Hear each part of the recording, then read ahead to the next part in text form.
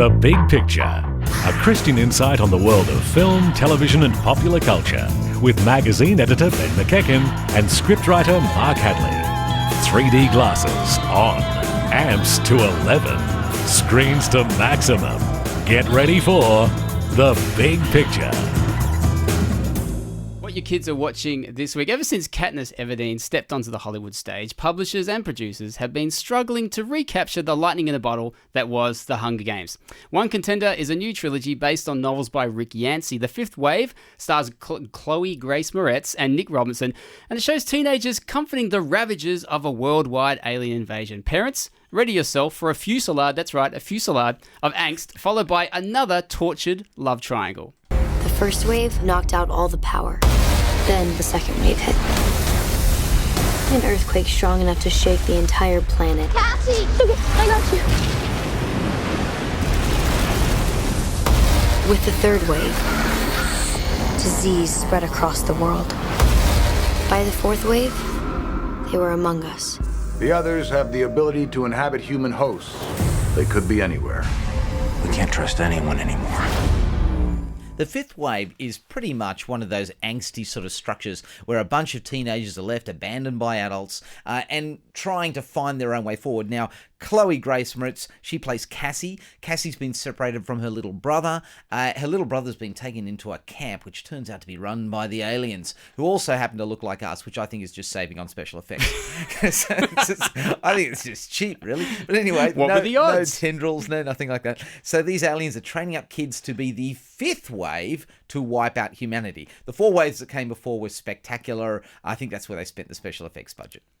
So you went to a preview of this, and from what you were telling me before, it was full of what looked to be the target audience of this film. How did it play? Look, I was quite surprised because basically what happened is I went on the same day for a preview of this as the red carpet event for The Hateful Eight, which is the Quentin Tarantino film that we're about to talk about very soon. We'll be talking about that later. Now, that is apparently a huge effort. So when I when I came into the cinema, I was saying to myself, oh, this huge line is obviously for The Hateful Eight. I just barged past everybody. Excuse me. I'm a film reviewer. Out of my way. Came right up to the front and said to the fellow, look, I'm here for the preview of the Fifth Wave. And he said, yes, sir, that is the line, which goes out the cinema and around the building. At that point, I just appealed to him. I said, do I look like a teenage girl? Would you please let me in? And he took a good look at me. So you said yes and no, and moved to the back of the line. But how did it go with the crowd then? Well, the crowd was massive. So the turnout tells you something. This series by Rick Yancey is actually quite huge. Parents, if you haven't heard about it, you're probably going to hear more about it.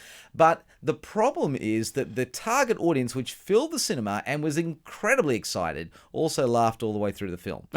So Not in a good way, I take it. Not in a good way, in something of a derisive way. In the way that only a teenager can let you know that they really do not believe what you're saying. Ouch. It was really quite funny in parts that it shouldn't have been funny. The Cassie never really convinces as a poor, torn sort of teenager. She's just, moping around the countryside trying to find somebody until she falls in love with an alien and then falls in love with a former high school jock. And oh no, we've got a love triangle. Is this Twilight with aliens? It possibly could Sounds be. a little bit like it. These kind of Twilight with aliens, dystopian future, save the world, kids of the future, etc. stories, they always seem to have moral lessons either on the surface or underlying the surface. What does Cassie go through? She must have lessons to be learned here. She does. So does that add depth to the film? It does. On the surface, the great moral lesson is if you shoot someone, you'll probably feel bad. And don't trust people who are pointing guns at you. Oh, that's the depth? These are heavy issues which I think kids today could probably benefit from. But look, it's really a run-of-the-mill sort of stuff, like learning that books can't be judged by their covers, when you're looking at people, that love will conquer all, apparently. Even if you don't have military training, you can somehow get past. When you're in love with aliens. It's of all course. you need.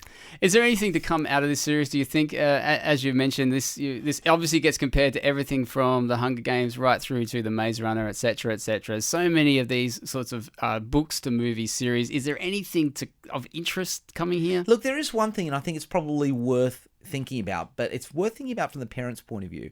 Okay, child socialization is a really big thing in the film. Okay, the kids, the youngest kids are taken off to training camps and things like that by the aliens and made to think a certain way and then sent out to basically destroy the human race. Okay, so, but that's not as far from fiction as we think. Insofar as in Africa, you do have cases of child soldiers. You had similar things happening in many of the conflicts, in the Balkans and things like that, where children, in fact, in the Middle East, where children are actually enlisted into a cause. They're socialized by things around them. So I think parents can actually sort of benefit from encouraging the kids to say, hey, this isn't just a fantasy. This happens to kids like you around the planet. But then they might want to stop and think, this actually happens in our own society too. Kids have been enlisted by the environmental movement. Kids have been enlisted by games movements, by the clientele who actually want them to watch the film The Fifth Wave. Okay, so in one respect, it's really worth kids being aware that there are other big forces moving around them. To choose to remember that, in Christianity, we basically say you are going to end up worshipping something. You're going to end up following one particular God. It's up to you to choose the right one. Okay, that's something deep brought out of something that you weren't that impressed with, really. Not really. But The Fifth Wave does star Chloe Grace Moretz, Nick Robinson, Liev Schreiber, rated M for mature themes, violence and coarse language, and opened all around the place last week. The Big Picture is a Bible Society Australia production and part of Hope 1032's family of podcasts and vodcasts.